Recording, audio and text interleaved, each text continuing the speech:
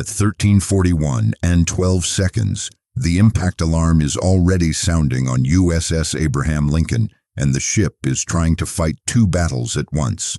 The first is the one everyone can see. A 430-kilogram warhead has just punched through the aft edge of the forward flight deck, detonated above the hangar boundary, and turned the center line between catapults 1 and 2 into a burning debris field. The second is the one no one in Combat Information Center can afford to ignore. Spy 6 has reacquired another inbound contact from the same launch corridor, 312 kilometers to the north, and every defensive system on the carrier is now working through smoke, damaged antennas, partial deck casualties, and the knowledge that the first intercept sequence failed against a missile nobody in the formation has seen before. The Aegis combat system is processing one contact. The problem is that one contact is not flying like one missile.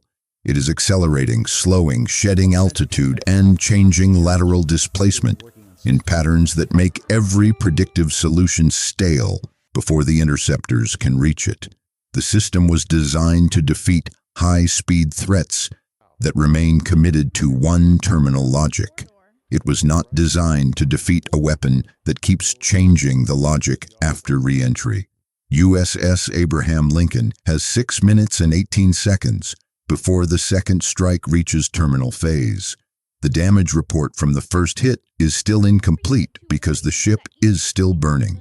7 F/A-18E and F/A-18F aircraft parked for the next strike cycle were damaged or destroyed in the first 23 seconds after impact.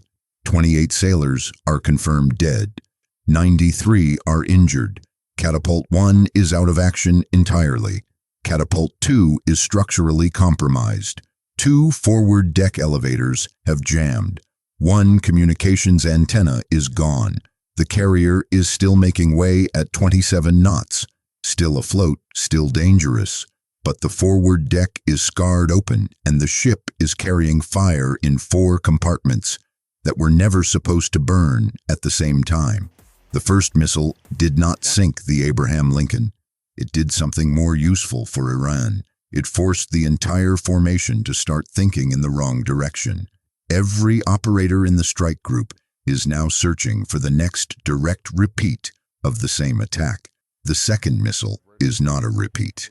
To understand what is happening, you need to understand what made this weapon unpredictable in the first place. This is not a standard ballistic re-entry vehicle, and it is not a conventional hypersonic glide body that commits to a long atmospheric path early and stays within one family of maneuver logic. The missile Iran fired is a 2-stage terminal revector weapon built around one simple idea. Every American defensive system works by answering the same question: where will the target be a few seconds from now? The more accurate that answer is, the easier the intercept. Iran designed a warhead that waits until those answers are already locked in, then changes the question. The warhead descends normally through mid-course like a high-performance ballistic body, bright enough for radar, fast enough to force an immediate response, and stable enough to invite a clean firing solution. Then, below 62,000 feet, it ejects 4 compact lateral impulse packs, mounted in a ring around the body. Each pack can fire only once, but each one can shove the warhead sideways between 700 and 1,200 meters in less than a second, without changing the forward attitude enough to look dramatic on the tactical plot. The result is not random movement. It is worse than random. It is timed movement. The warhead waits until the American system is committed to one intercept geometry. Then it kicks sideways just enough to make that geometry die. Iran did not design the weapon to beat the defense in a straight fight.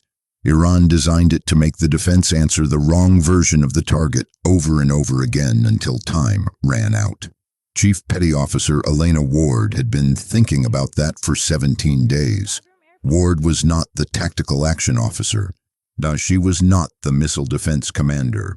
She sat in the passive sensor suite 3 compartments down from Combat Information Center, with a workstation built to track thermal discontinuities, transient emissions, and the kind of signatures that are too short, too weak, or too odd to appear important during a normal engagement. Her job sounded technical and narrow because it was technical and narrow. That is why no one took her seriously when she filed an assessment after a failed Iranian test strike 17 days earlier. The test weapon had broken up over open water 86 nautical miles from the outer screen. Radar logs said the missile had suffered a guidance fault. Ward's passive infrared data said something else.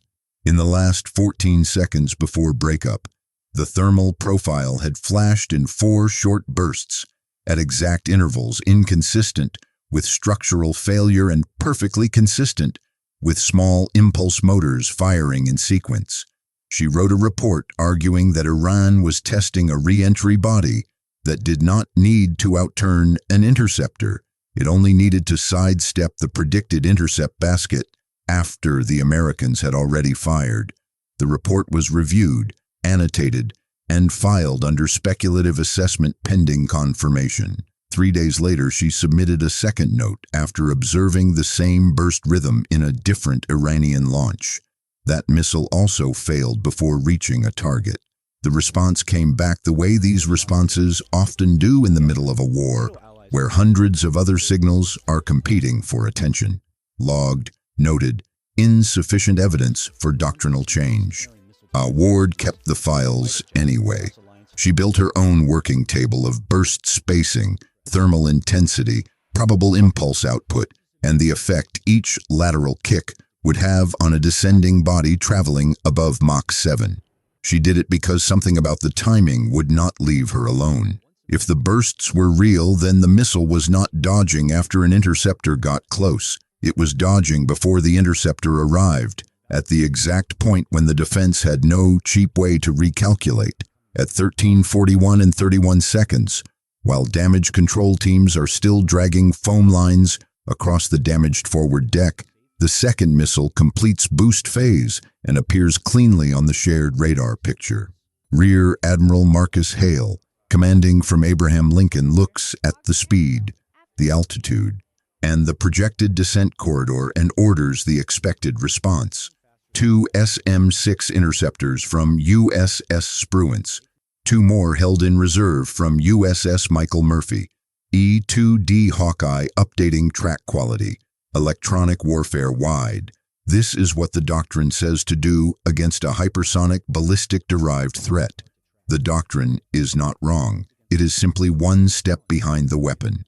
At 13:41 and 48 seconds, Ward is already on the circuit telling Combat Information Center that if the missile is the same design as the first, the real engagement does not begin at intercept. It begins 18 seconds before intercept, when the impulse ring fires. The tactical action officer tells her the assessment is logged and asks her to stand by. He is not dismissing her. He is running a wounded carrier through a live second strike with 6 different clocks in his head. At 13:42 and 10 seconds, the first pair of SM-6 interceptors leave Spruance. Their geometry is good, too good. The descending target is holding a stable line, exactly the kind of line that invites confidence. At 13:42 and 36 seconds, Ward catches the first thermal flare around the warhead's body. It lasts 0.6 seconds. 8 seconds later, the second flare appears 18 degrees around the ring. Her pulse table matches instantly, not damage, not atmospheric noise. First and second lateral packs. She picks up the circuit again. The ring is active. 2 impulse packs fired. The next displacement will be port down relative to present track. The reply is immediate and operational. Can you project total offset? Ward runs the numbers she had been building for 17 days. If all 4 packs fire in full sequence, a final terminal basket shifts 1.9 nautical miles south of current solution. There is a 2-second pause in CIC. That number matters because 1.9 nautical miles south is not just a new line on a screen. It is a new bearing through the formation. At 13:42 and 49 seconds, the first SM-6 reaches projected intercept and detonates against empty air 310 meters off the new actual track. The tactical display does not show a dramatic miss. It shows what looks like a near solution that died at the last moment. The second interceptor fares slightly better. Its detonation tears fragments through the warhead's thermal skin, but fails to break the body or disable the ring. The missile continues. One intercept window is gone.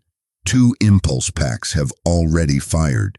The second pair of SM-6 now has worse math than the first. The missile is not harder to track. It is harder to be early enough for. Ward looks at the plot and sees the thing no one else has time to isolate. The first missile, the one that hit, had used the ring to walk itself not just around intercepts, but into the one terminal bearing where the Abraham Lincoln's forward deck damaged escort geometry and the placement of one destroyer's radar shadow overlapped badly enough to matter. The second missile is not using the same final bearing. That means Iran did not build one perfect path. It built a family of paths. The weapon's unpredictability is not that it moves randomly. It is that it can choose among several endgames after American interceptors are already committed. At 13:43 and 07 seconds, the third thermal flare lights. Ward overlays the flare timing with the damaged ship's current course and the relative position of USS Frank E. Peterson on the port quarter. The answer hits her in one calculation. The missile is not being pushed toward the damaged flight deck this time. It is being walked into a terminal approach over the starboard forward quarter where the ship's surviving close-in coverage is cleaner, but where the burning deck has created an updraft column of hot air and debris strong enough to interfere with optical confirmation for the final 3 seconds. Iran had watched the first hit and adjusted. The visible damage is now part of the weapon's second solution. What the system believed was happening was a second shot on the same target area. What was actually happening was an attack that was learning from the first impact in real time. At 13:43 and 16 seconds, Ward does not ask for a different intercept. She asks for a different environment. I need starboard forward wash, maximum. The bridge does not understand immediately. She explains in one sentence. The missile's last 2 packs are solving through the fire plume. If we collapse the thermal column and dirty the approach with our own rotor wake, its seeker logic loses the cleaner endgame. That sounds thin if you do not know how the weapon works. It makes perfect sense if you do. The ring can shove the missile sideways into the right basket, but the final 4 seconds still depend on the missile's short-range terminal discriminator, confirming the target area through heat, structure, and motion. Right now, the burning flight deck is helping that confirmation by creating a stable vertical heat source. Break the column. Break the clarity. There is only one asset close enough to do it in time. An MH-60R Seahawk from Abraham Lincoln's Plane Guard section is already airborne 5.3 nautical miles off the port beam. Lieutenant Commander Hale redirects it across the bow at maximum speed and minimum safe altitude. The order is not to shoot. It is to disturb the air. At 13:43 and 38 seconds, the helicopter crosses the carrier's forward sector, 140 feet above the water, turns hard starboard, and climbs through the smoke plume with rotor wash and exhaust cutting the vertical heat stack into separate moving layers. Foam crews on deck curse the maneuver because it throws burning debris sideways. Ward watches her display and sees the thermal picture fragment. The column the missile expected to see is no longer one column. It is 3 moving sources with different drift rates. At 13:43 and 44 seconds, the third SM-6 from Michael Murphy detonates. This one is closer. Fragmentation slices into the warhead's outer casing and kills one of the two remaining impulse packs before it fires. That matters immediately. The missile no longer has its full cross-range authority. It can still reach the ship. It cannot reach the exact place Iran chose if the final discriminator becomes uncertain. The fourth SM-6 never gets a clean chance. The missile drops faster than projected, then laterally underperforms by 340 meters because the disabled pack never fired. Ward sees the consequence before the tactical computer states it. The terminal bearing is shifting, not enough to make the ship safe, enough to move the fight into Phalanx's stronger sector. At 13:43 and 57 seconds, the missile comes through 10,000 feet. The forward starboard phalanx mount acquires at 2.9 nautical miles. That is 0.8 nautical miles farther than the first engagement. And on this kind of timeline, 0.8 nautical miles is the difference between a desperate burst and a usable one. The fire control solution builds in 1.0 second. The mount opens. The first burst walks under the target as the warhead drops through the disturbed air column and overcorrects starboard. The second burst, 2 seconds later, meets the target at 1.4 nautical miles. The rounds do not destroy the warhead cleanly. They split the guidance section from the main body and break the terminal discriminator 1.7 seconds before impact. That is late, but not too late. A warhead without a functioning endgame package and with one dead impulse pack can still hit something. It cannot choose precisely what that something is. At 13:44 and 05 seconds, the missile body strikes the Arabian Sea, 910 meters off Abraham Lincoln's starboard bow. The warhead detonates 0.3 seconds later in open water. The blast wave slams the hull, throws 14 sailors off their feet, and sends shrapnel across the already damaged forward deck, injuring 11 more. But there is no second direct hit, no second deck penetration, no second chain reaction among the parked aircraft. The ship shakes. The ship absorbs it. The ship survives. For 4 seconds, nobody in CIC says anything because the room is still calculating whether the water impact is final or whether something else separated. Ward keeps staring at the thermal history of the ring bursts, the dead impulse pack, the broken discriminator, the disturbed plume, the one sequence of events that turned a second deck strike into an ocean detonation. Rear Admiral Hale picks up the circuit to her station. How much of that was the helicopter? Ward does not answer like a hero. She answers like a technician. Enough to break the terminal picture, not enough by itself. The third interceptor killed one pack. That forced the bearing change into phalanx coverage. Hale is silent for 3 seconds. Then he asks the only question that matters next. Can you find the launcher? Ward had already started. The first missile's ring sequence, the second missile's ring sequence, and the timing between boost burnout and the first thermal flare give her something the launcher crew did not expect to reveal. The impulse ring is not fully autonomous.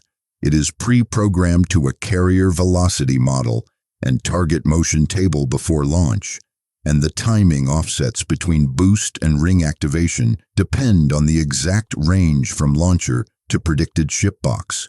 2 firings from the same place against a moving carrier create a narrow triangulation window. Ward cross-references the flare timings with Hawkeye launch track data and pins the mobile launcher inside a 480-meter box on the Iranian coast at 13:46 and 11 seconds. More important, she identifies what sits beside it. 2 additional transporters with the same thermal shielding profile, which means the crew had planned at least 2 more shots.